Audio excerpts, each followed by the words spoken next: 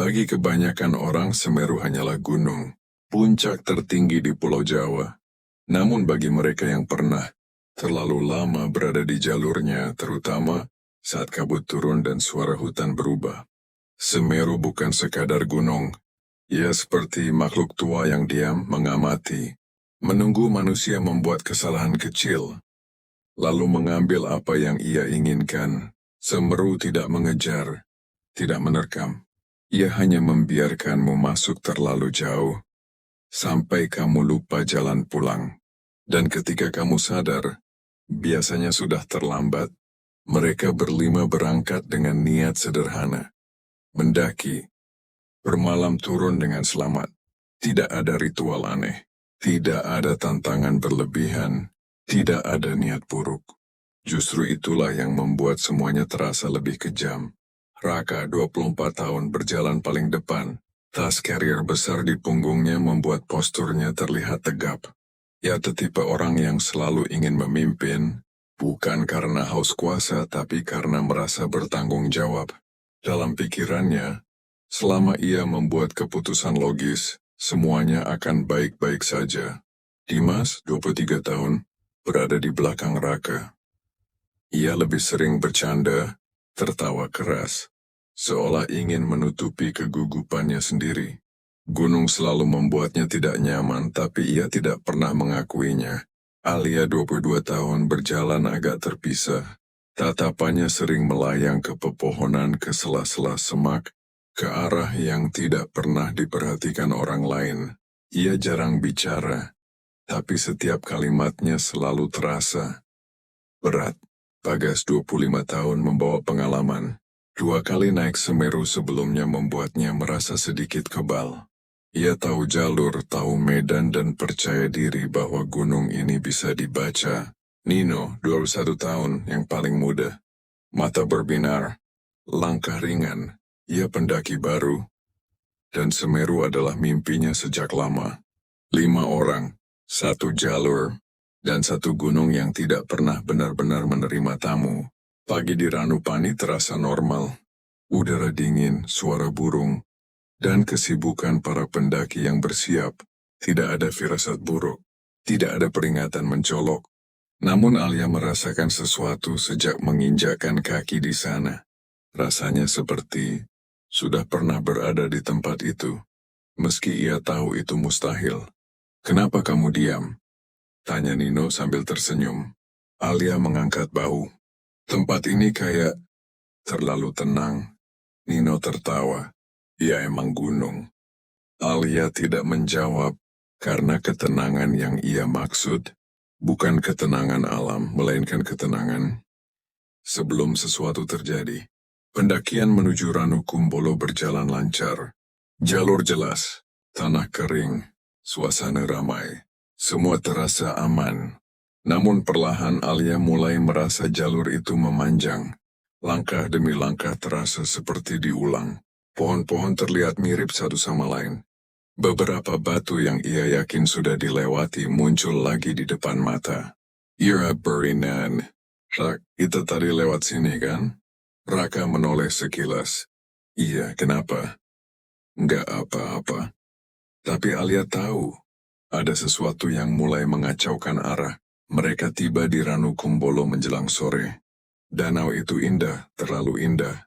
Airnya tenang seperti kaca, memantulkan langit jingga dan siluet gunung. Banyak pendaki mengabadikan momen. Namun Alia tidak mendekat. Ia berdiri di tepi hutan, menatap danau dari jauh. Di permukaan air ia melihat pantulan tenda. 5 tenda. Padahal mereka hanya mendirikan 4, Alia memejamkan mata menggeleng pelan. Capek, malam turun api unggun menyala. Tawa terdengar. Tapi di sela tawa itu, Alia mendengar suara. Lain seperti bisikan dari balik. Air ia tidak bisa menangkap kata-katanya. Tapi nada suaranya bukan suara manusia. Sekitar pukul 2 dini hari. Nino terbangun, ya. Mendengar langkah kaki di luar. Tenda bukan 1 orang, bukan pula. Tergesa langkah itu, teratur, pelan, mengitari tenda mereka. Nino menahan napas. Dia mengira pendaki lain, tapi langkah itu berhenti tepat di depan tendanya Mir, membuka sedikit resleting. Tidak ada siapa-siapa. Namun di tanah yang lembab, terlihat jejak kaki basah menghadap ke tenda. Jejak itu tidak masuk akal, karena arah jejaknya berhenti begitu saja. Pagi harinya di jalur menuju Kalimati, mereka bertemu seorang porter tua, tubuhnya kurus, wajahnya keras, tatapannya tajam. Seolah menilai satu persatu dari mereka. Ia berhenti tepat di depan. Alia, jangan ditinggal sendirian. Gunung ini suka yang pendiam. Raka mencoba tersenyum. Siap, Pak. Porter itu melangkah pergi, lalu berhenti lagi. Kalau ada yang manggil, katanya tanpa menoleh, ingat baik-baik. Siapa yang manggil? Kata-kata itu tertinggal di udara. Kalimati terasa berbeda. Udara lebih berat. Langit tertutup awan. Bau belerang samar menyusup bersama angin. Saat mereka makan malam, Dimas tiba-tiba berkata, dari tadi aku ngerasa ada yang duduk di belakang aku. Tidak ada yang tertawa. Karena semua merasakan hal yang sama, sensasi, diawasi dari jarak sangat dekat. Malam itu Alia bermimpi. Ia berdiri sendirian di jalur pasir menuju puncak. Di depannya, gunung menjelma seperti bayangan raksasa berasap. Dan suara itu berkata, pelan tapi pasti, tidak semua yang naik datang untuk pulang. Alia terbangun. Dengan air mata mengalir dan di luar tenda, terdengar langkah kaki menjauh. Menuju arah puncak subuh. Datang, Raka membangunkan semua orang. 1, 2, 3, 4 nama. Nino tidak menjawab tasnya. Sepatunya rapi, jaketnya tergantung. Tidak ada tanda panik, tidak. Ada jejak perlawanan. Seolah Nino bangun, keluar tenda dengan tenang, dan berjalan masuk ke dalam pelukan Semeru. Dan sejak saat itu gunung berhenti berpura-pura ramah. Nama Nino terucap berulang kali pagi itu. Raka memanggil dengan suara keras. Mencoba terdengar tegas meski dadanya terasa sesak. Dimas berteriak lebih emosional. Suaranya pecah dan cepat habis. Bagas berjalan menjauh dari tenda. Menyusuri jalur dengan langkah cepat, terlalu cepat untuk orang yang sebenarnya mulai panik. Hanya Alia yang diam. Ia berdiri di dekat tenda Nino, menatap resleting yang setengah terbuka. Kenapa kamu nenggak manggil? Raka akhirnya bertanya. Alia menggeleng pelan. Karena yang pergi malam tadi, mungkin bukan Nino sepenuhnya. Kalimat itu jatuh seperti batu. Mereka menemukan jejak kaki. Jejak itu jelas milik Nino. Ukuran sepatu, pola sol, bahkan jarak langkahnya mengarah ke jalur pasir menuju puncak. Namun yang membuat bulu kuduk berdiri adalah cara jejak itu berhenti. Tidak ada bekas tergelincir. Tidak ada tanah yang terhambur. Tidak ada tanda seseorang berubah arah. Jejak itu berakhir begitu saja tepat di tengah jalur terbuka. Bagas berjongkok menyentuh pasir. Kalau dia jatuh pasti ada bekas. Ini kayak orang berhenti berdiri. Dimas menelan ludah. Turut, kemana dia? Tidak ada yang menjawab. Angin bertiup lebih kencang, membawa suara gemerisik seperti bisikan yang hampir membentuk kata. Mereka melapor ke pos menggunakan radio darurat. Suara dari seberang terdengar terdistorsi, seperti berbicara dari dasar sumur. Tim pencari dijanjikan akan bergerak, tapi entah kenapa kalimat itu terasa jauh. Waktu mulai terasa aneh. Jam tangan Raka menunjukkan pukul 8 pagi. Langit terlihat seperti menjelang sore. Mereka berjalan 10 menit, tapi tubuh terasa seperti berjalan 1 jam. Kepala pening, langkah berat, pikiran mulai dipenuhi ingatan-ingatan yang tidak relevan. Wajah orang lama, percakapan lama, suara-suara yang seharusnya sudah dilupakan. Dimas mulai sering menoleh ke belakang. Kalian dengar itu, katanya. Dengar apa? Tanya Bagas. Kayak ada yang manggil nama aku. Alia langsung menatapnya tajam. Jangan jawab. Apapun itu.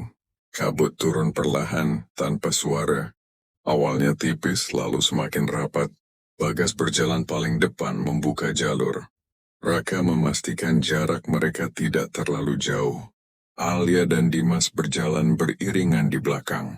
Beberapa menit kemudian Raka menoleh ke depan. Bagas masih ada. Ia menoleh lagi setelah melangkah beberapa kali. Bagas hilang. Tidak ada suara jatuh. Tidak ada teriakan. Tidak ada kepanikan.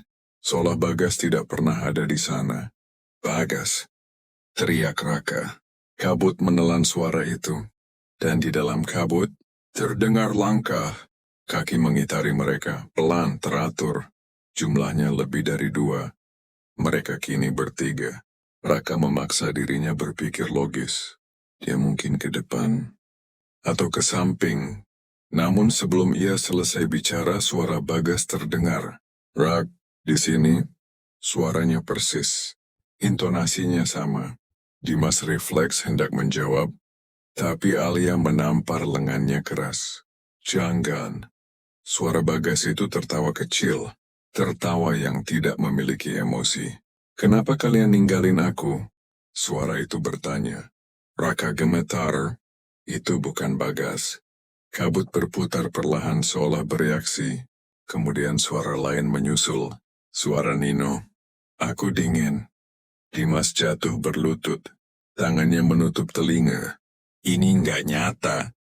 Ini nggak nyata. Alia menariknya. Jangan dengar.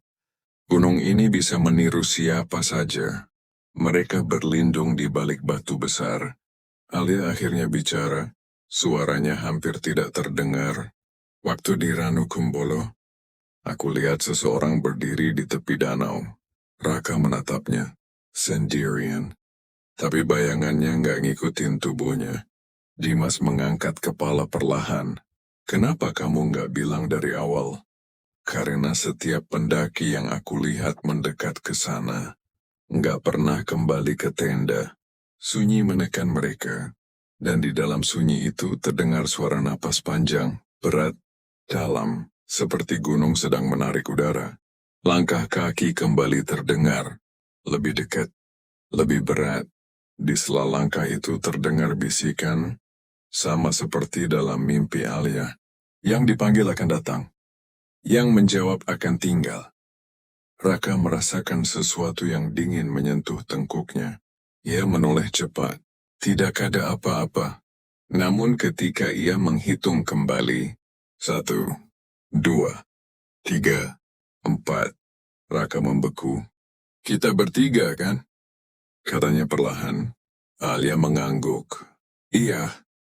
Terus, suara Raka nyaris tidak keluar. Siapa yang berdiri di belakang kamu? Alia tidak berani menoleh. Di belakangnya terdengar suara napas panjang. Napas yang terlalu berat untuk manusia. Dan di tengah kabut sesuatu tersenyum tanpa wajah. Alia berdiri kaku. Ia tidak berani menoleh, tidak berani mengubah posisi kaki. Napas itu terdengar jelas di belakangnya. Panjang, berat seolah berasal dari dada yang sangat besar. Namun tidak ada bau manusia, tidak ada suara kain, tidak ada getaran langkah di tanah. Hanya napas. Raka berdiri 2 langkah di depan Alia. Wajahnya pucat, rahangnya mengeras. Alia, bisiknya, jangan bergerak. Dimas berdiri di sisi lain, tangannya gemetar menutup mulut. Matanya terbelalak menatap sesuatu yang tidak bisa ia pahami. Angin berhenti. Kabut menggantung seperti dinding. Tidak bergerak, tidak bergeser. Lalu napas itu perlahan menjauh. Bukan dengan langkah, tapi seperti ditarik mundur oleh ruang itu sendiri. Alia terduduk lemas. Aku ngerasa suaranya pecah. Dia berdiri sangat dekat. Kayak lagi memastikan. Memastikan apa? Tanya Raka. Alia menggeleng. Jumlah kita. Raka memutuskan mereka harus turun. Puncak sudah bukan tujuan. Keselamatan pun mulai terasa seperti konsep yang rapuh. Mereka bergerak perlahan, berpegangan jarak sangat dekat. Tidak ada yang berani berada lebih dari satu langkah dari yang lain. Namun jalur itu berubah. Pohon-pohon terlihat lebih rapat, semak-semak seperti menutup jalur yang seharusnya terbuka.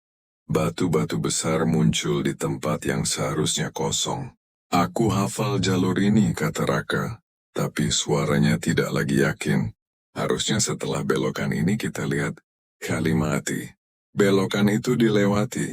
Tidak ada apa-apa. Hanya hutan yang terasa lebih tua, lebih gelap, lebih sunyi. Dimas mulai terengah, bukan karena lelah tapi karena panik. Kita muter, katanya. Kita dari tadi muter. Raka berhenti. Ia menoleh ke belakang. Jak kaki mereka. Tidak ada. Tanah lembab itu bersih.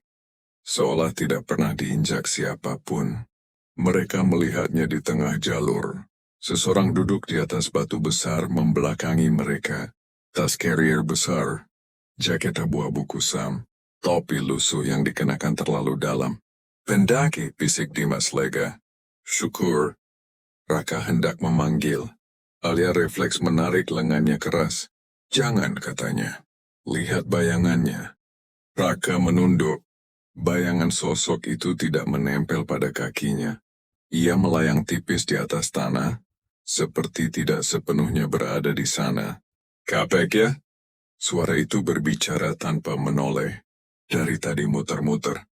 Suaranya serak, kering, seperti tenggorokan yang lama tidak digunakan. Pak, Raka memberanikan diri. Bapak lihat jalur turun? Sosok itu tertawa kecil. Tergantung, katanya.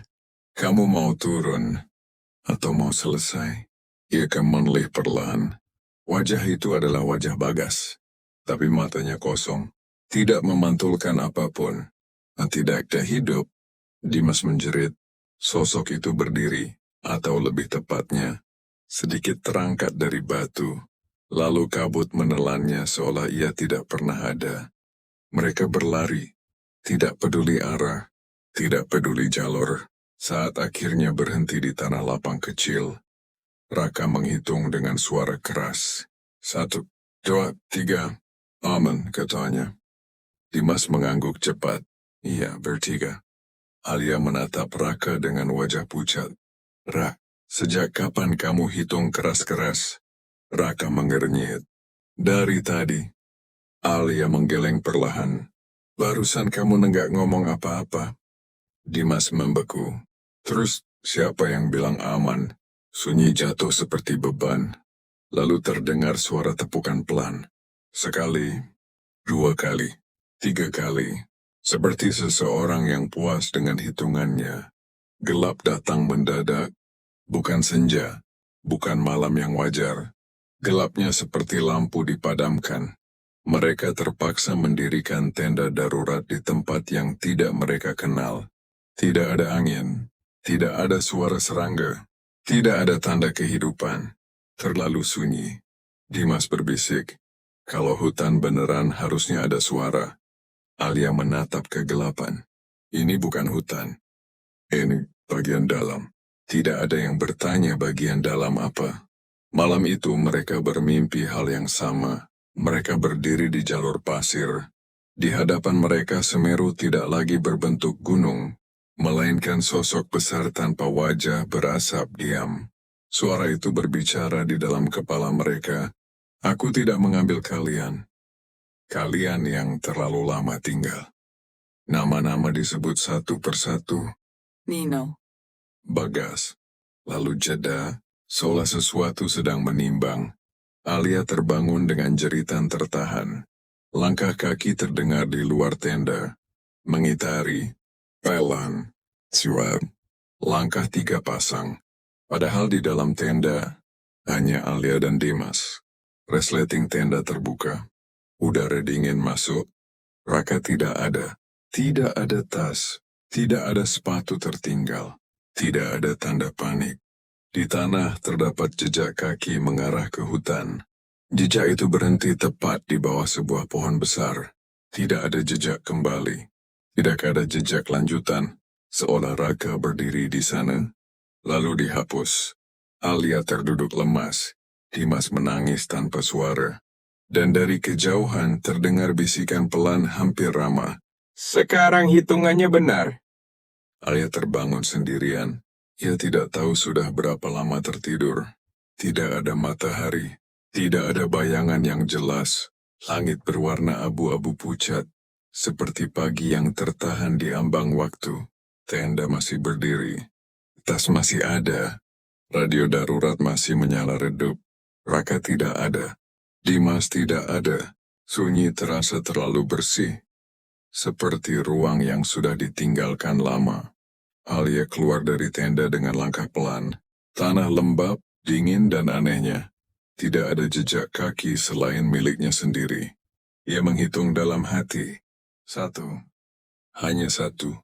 Dadanya sesak bukan karena panik, tapi karena kesadaran perlahan tumbuh. Gunung ini tidak sedang memangsa. Gunung ini sedang menyusun. Alia menyalakan radio. Ini Alia. Aku sendirian. Lokasi tidak jelas. Suara dari radio datang terputus-putus seperti melewati jarak yang tidak wajar. Tetap. Di tempat, tim bergerak. Namun di sela suara itu Alia mendengar hal lain. Napas berat, gesekan pelan, dan sesekali suara yang sangat mirip Raka memanggil namanya dari frekuensi yang sama. Alia mematikan radio. Ia memilih diam. Diam adalah satu-satunya hal yang belum diambil.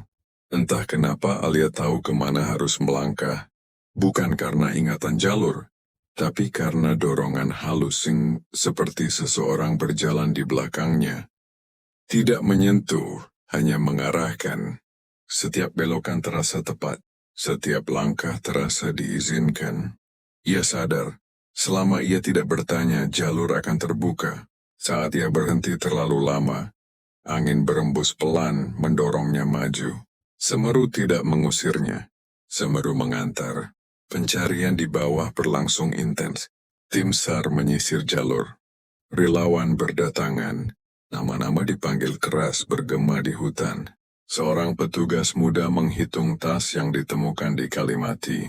1, 2, 3, 4. Ia berhenti. Harusnya 5. Petugas senior menghela napas. Hitung lagi. Ia menghitung ulang. 5. Tidak ada tas tambahan. Tidak ada pendaki baru. Angka itu berubah tanpa alasan. Sejak saat itu, tidak ada yang berani menghitung dengan suara keras. Malam di posko seorang petugas tua duduk menyendiri. Ia akhirnya bicara, suaranya rendah. Dulu katanya, sebelum jalur ini rapi, ada pendaki yang hilang berbulan-bulan. Ditemukan? Tanya seseorang. Turun sendiri, jawabnya. Sehat utuh. Terus, setiap malam dia duduk menghadap gunung. Katanya kalau terlalu lama menatap, gunung bakal manggil namanya. Petugas itu menatap api unggun. Suatu hari dia berdiri dan pergi. Kakinya melangkah seperti orang pulang. Tak ada yang bertanya kemana. Alia sampai di sebuah pohon besar. Akar-akarnya mencengkeram tanah seperti jari-jari tua. Batangnya penuh goresan, bukan vandalisme tapi catatan. Nama-nama terukir, sebagian pudar, sebagian masih tajam. Bagas. Nino. Dan satu nama yang belum selesai. Huruf pertama, A. Alia mundur, napasnya tercekat. Di belakangnya langkah terdengar, bukan mengejar, bukan mengancam. Langkah orang yang yakin akan ditemui. Lip. Raka berdiri di sana. Utuh. Bersih. Tidak terlihat lelah. Aku nemu jalurnya, katanya datar. Sederhana ternyata. Alia menatap matanya. Mata itu tidak berkilau. Kamu kemana? Tanya Alia. Ada yang ngajarin, jawab Raka. Gunung ini adil. Dia cuma minta kita berhenti ribut. Ribut tentang apa? Pulang, kata Raka. Enggak semua orang harus pulang. Ia melangkah mendekat. Tidak ada ancaman. Tidak ada paksaan. Kamu boleh turun, lanjutnya. Tapi kamu harus ninggalin sesuatu. Alia menelan ludah. Apa? Raka tersenyum tipis. Nama kamu di sini. Angin berembus membawa suara langkah. Banyak pelan menyatu. Seperti orang-orang yang sudah lama menunggu. Alia memejamkan mata. Ia tidak berlari. Tidak melawan. Ia hanya melangkah mundur pelan satu langkah. Lalu satu lagi. Hingga pohon itu tidak lagi di depannya. Raka tidak mengejar. Karena gunung tahu. Yang dipaksa akan melawan. Yang diizinkan akan memilih sendiri. Sore itu tim SAR menemukan Alia di tepi jalur. Ia duduk memeluk lutut menatap ke atas. Nama? Tanya petugas. Alia menjawab. Namanya terasa asing di mulutnya sendiri. Teman-temanmu? Alia membuka mulut. Lalu menggeleng. Ia tidak berbohong. Ia hanya tidak lagi memiliki nama-nama itu. Semeru berdiri seperti biasa. Tidak bergerak, tidak memanggil. Namun bagi Alia ia tahu, gunung itu tidak pernah benar-benar selesai menghitung. Karena ada orang-orang yang turun dengan tubuh utuh, tapi sebagian dari mereka tertinggal di tempat yang tidak tercatat di peta. Alia berjalan di depan, Raka berada beberapa langkah di belakangnya. Anehnya, jalur turun terasa terlalu jelas. Tidak ada persimpangan membingungkan. Tidak ada kabut tebal. Tidak ada suara-suara yang mengganggu. Gunung seperti mempersilakan. Aneh. Dari kemarin kita muter-muter, sekarang jalurnya jelas banget. Raka tersenyum kecil. Karena kamu nggak melawan. Alia berhenti. Aku nggak janji apa-apa. Raka mengangguk. Gunung nggak butuh janji. Kalimat itu membuat Alia kembali melangkah. Bukan karena setuju, tapi karena tahu berhenti terlalu lama, hanya akan membuatnya dipanggil balik. Tim SAR menemukan Alia sore itu. Ia duduk di tepi jalur, kotor, lelah tapi utuh. Ia tidak berteriak, tidak pingsan, tidak histeris. Ia hanya menatap gunung. Sendirian? Tanya seorang petugas. Alia mengangguk. Teman-teman kamu? Alia membuka mulut, lalu menutupnya kembali. Ia tidak menjawab, karena setiap kali ia mencoba menyebut nama mereka, lidahnya terasa berat, seolah nama-nama itu bukan miliknya lagi. Dalam laporan resmi tertulis, 1 pendaki ditemukan selamat, 4 lainnya dinyatakan hilang. Alia dimintai keterangan berulang kali. Ia menjawab sebatas yang bisa. Tersesat. Kabut. Kehabisan logistik. Kehilangan kontak. Tidak ada yang ditulis tentang suara. Tentang hitungan yang selalu salah. Tentang nama-nama yang terukir di pohon. Karena ia tahu, tidak ada kolom untuk itu di laporan. Beberapa hari kemudian, sebuah nama ditambahkan dalam daftar orang hilang. Raka Pradana. Alia membaca nama itu lama. Aneh rasanya melihat nama yang masih ia dengar suaranya, masih ia ingat langkahnya, kini resmi disebut hilang. Lebih aneh lagi, ia tidak merasa kehilangan seperti seharusnya, seolah sebagian dari ingatannya telah ditinggalkan di gunung. Malam pertama Alia di rumah terasa asing. Ia terbangun karena mendengar suara langkah di halaman. Langkah pelan, teratur. Ia mengintip dari jendela. Tidak ada siapa-siapa. Namun di udara malam, ia mencium bau yang familiar. Bau tanah basah, dedaunan, dan angin dingin yang tidak berasal dari tempat itu. Ia menutup jendela rapat-rapat. Beberapa minggu kemudian Alia mengunjungi seorang pria tua di desa dekat Semeru. Orang yang dulu pernah kembali. Ia duduk di teras menatap gunung dari kejauhan. Gunung itu manggil lagi ya? Tanya pria itu tanpa menoleh. Alia terdiam.